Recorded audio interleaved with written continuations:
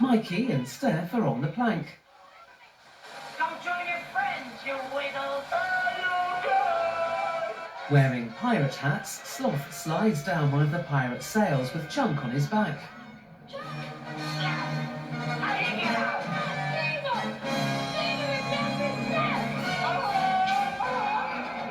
Sloth swings over to Steph and Mikey, saving them.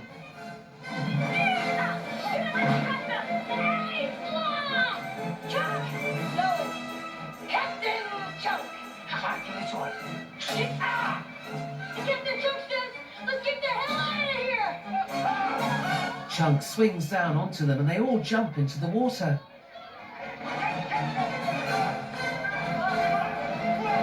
Steph punches Mama in the face before she follows. Sloth is standing between Francis and Jake.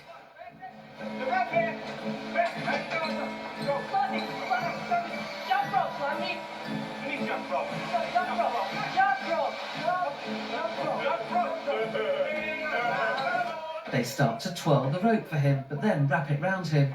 He grabs each end, pulling them and freeing himself. He rips off his shirt to reveal a Superman top.